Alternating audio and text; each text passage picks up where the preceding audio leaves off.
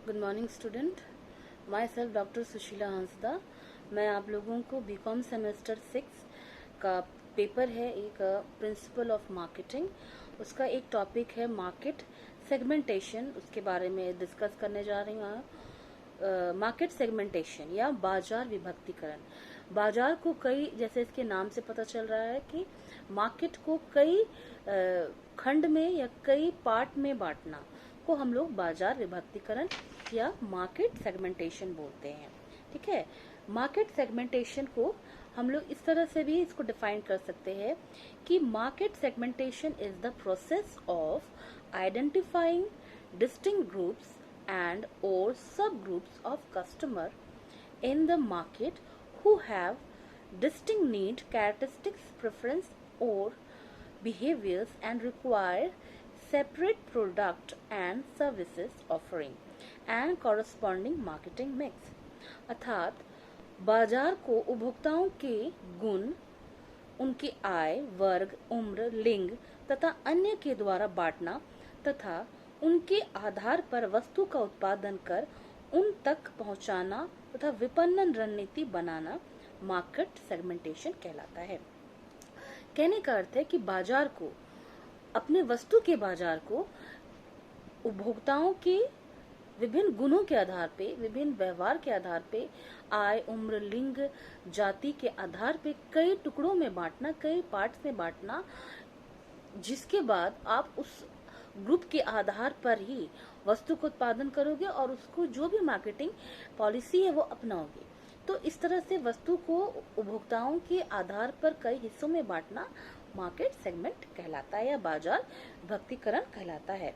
Market segmentation can be defined as the process of dividing a market into distinct subset of consumer with common need और characteristics and selecting one or more segment to a target with a distinct marketing mix। यानी कि उपभोक्ताओं के group और सब group में बांटना, उप समूह, समूह में बांटना, उप समूह में बांटना, कैटेगरी में बांटना, आपका उपभोक्ता के से संबंधित वस्तुओं को के बाजार को कई भाग में बांटना आपका बाजार विभक्तिकरण कहलाता है। ठीक है, तो इस अगर हम इसको एग्जाम्पल में देखें तो हम इसको इस तरह से समझ सकते हैं। सपोज कीजिए कि अगर आपका जूता का बाजार है, आपका प्रोडक्ट जो है शूज का प्रोडक्ट है, ठीक है, तो इस शूज के प्रोडक्ट को आप क्या करोगे, कई हिस्सों में कैसे बांटोगे। शूज को साइज के हिसाब से बांटा जा सकता है, शूज के बाजार को आपका मेल फीमेल के हिसाब से बांटा जा सकता है। ठीक है, कि हमारा मेल का एक बाजार हो गया, उसका कस्टमर है, फिर आपका फीमेल का एक कस्टमर का ग्रुप हो गया। ठीक है, अब शूज बाजार को आप स्टेटस के आधार पर बांट सकते हो। कुछ लोग हैं वुडलैंड का शूज पहनना पसंद करेंगे, लेदर का इम्पोर्टेड शूज जो कि आपका 2500 से ऊपर है। ठीक है, और कुछ लोग जो है अपने बजट अकॉर्डिंगली सस्ते दाम को विदाउट जो ब्रांड यूज नहीं करते हैं, जो मिडिल क्लास की फैमिली है। तो इस तरह से आप बाजार को विभक्त करोगे। एक हो गया आपका जेंडर वाइज मेल फीमेल, एक आपका सेगमेंट हो गया आपका इनकम वाइज। ठीक है, तो इस तरह से आप अपना ये बाजार को बांटते हो, उसके हिसाब से आप प्रोडक्ट को बनाते हो और उसी के हिसाब से आप उसकी मार्केटिंग तैयार करते हो। तो ये आपका हो जाता है बाजार विभक्तिकरण या मार्केट सेगमेंटेशन। ठीक है, अब हम लोग डिस्कस करेंगे कि which are the various level at which segment can take place. ठीक है, पहला है आपका एकल विभक्तिकरण या सिंगल सेगमेंटेशन, जिसमें आपका वन सेगमेंट होता है।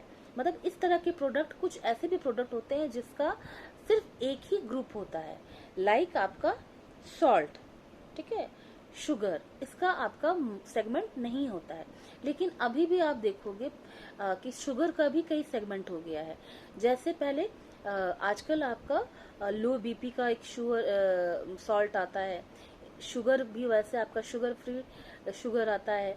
ठीक है, तो कहने का अर्थ है कि एक ग्रुप, मतलब इसका कोई सब कैटेगरी नहीं होता है, सिर्फ एक ही आपका सेगमेंट होता है। कुछ वस्तुएं ऐसे भी होती हैं। और दूसरा है आपका डिफरेंशिएटेड सेगमेंट मार्केटिंग, अर्थात विभेदात्मक बाजार विभक्तिकरण। इसमें क्या है कि आपके प्रोडक्ट का या तो दो या दो से अधिक का चुनाव होता है, सिलेक्शन ऑफ टू और मोर सेगमेंट, या फिर approach the segment with differentiate offerings, ठीक है। और तीसरा है concentrated marketing. Differentiated segment marketing में क्या है कि आपकी वस्तु का, एक प्रोडक्ट का सिर्फ एक ही सेगमेंट नहीं बल्कि दो या दो से अधिक सेगमेंट भी होते हैं। जैसे आपका शैम्पू का एग्जांपल ले लो, अगर शैम्पू आपका है तो शैम्पू के क्या है, बेबी शैम्पू है, विमेन्स शैम्पू है और मेंस शैम्पू है, तो इसके 3 सेगमेंट हो गए, ठीक है। तीसरा है आपका कंसंट्रेटेड मार्केटिंग सेगमेंट, यानी कि ये जो है आपका सब ग्रुप होता है, मतलब ग्रुप, एक आपने ग्रुप बनाया, अब उसका फिर से सब ग्रुप है, ठीक है। जैसे शूज आपने बनाया तो आपने बनाया male and female and kids. अब जो आपका नेक्स्ट सेगमेंट होगा, मेल में भी आपको क्या है, कुछ लोगों का इनकम जो है स्टेटस वाइज, उसमें आपका ब्रांडेड और दूसरा नॉन ब्रांडेड। तो ये विभक्तिकरण इस तरह से किया जाता है।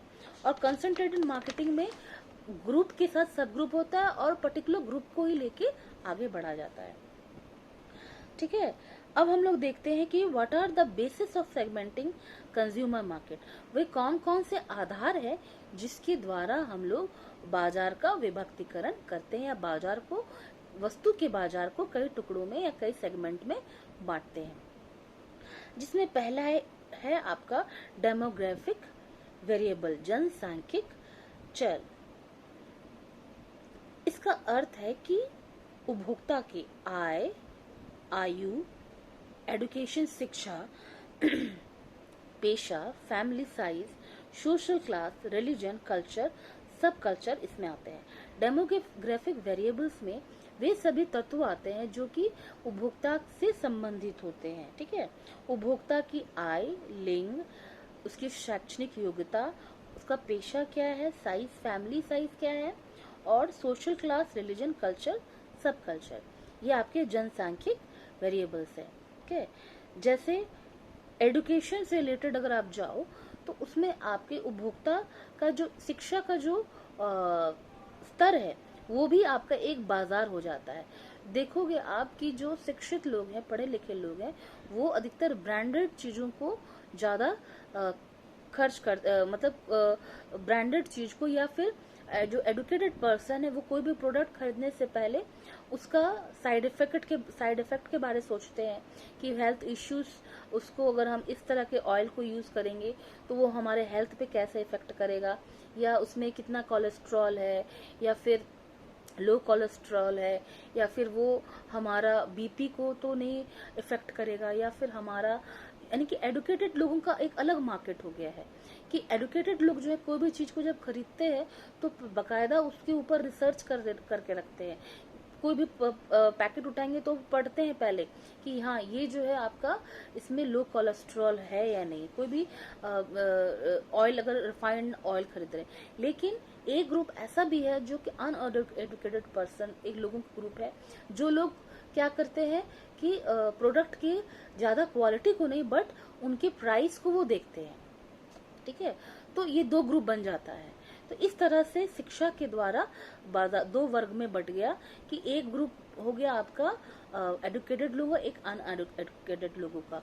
तो उस तरह से हम प्रोडक्ट को बनाएंगे, उसका प्रचार करेंगे ताकि हमारा प्रोडक्ट का सेल अधिक हो सके।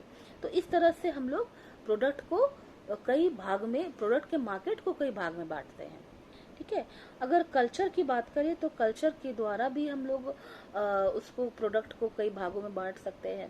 सपोज कीजिए कि आपका जो प्रोडक्ट है, जो स्वीट्स का प्रोडक्ट है, तो वो क्या है कि स्वीट्स जो है उसको हम कई ब्रांड, जो भी आपका मार्केट है, ठीक है, तो वो भी आपका केक का क्रिश्चियनिटी को शो करता है, तो उसका एक अलग हो गया।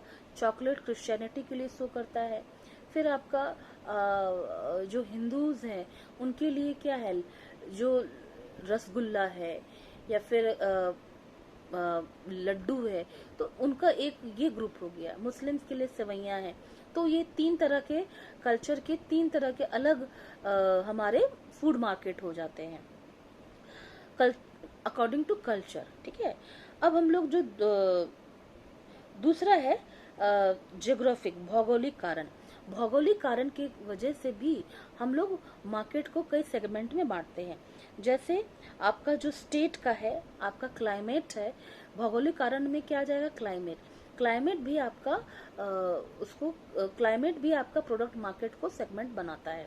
सपोज कीजिए कि जैसे आपका वैसलिन बॉडी लोशन है।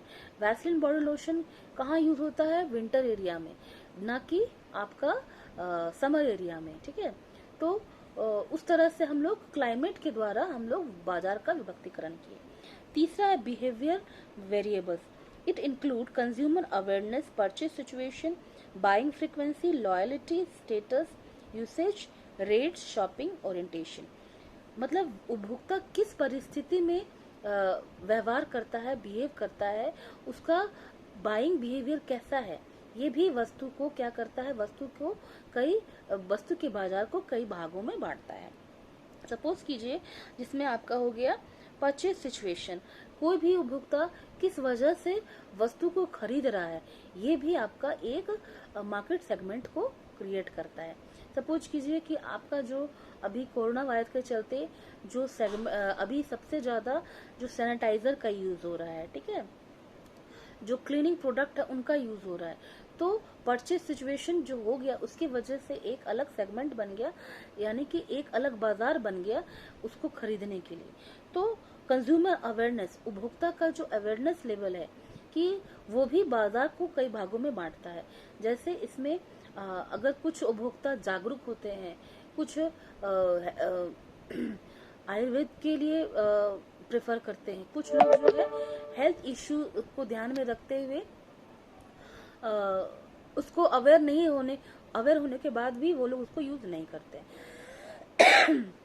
तो इस तरह से हम लोग देखते हैं कि बाजार विभक्तिकरण अपने वस्तु के बाजार को कई हिस्सों में बांटना, according to consumer behaviour, according to geographical area, according to demographic variables, आपका बाजार को बांटना ही आपका बाजार विभक्तिकरण कहलाता है।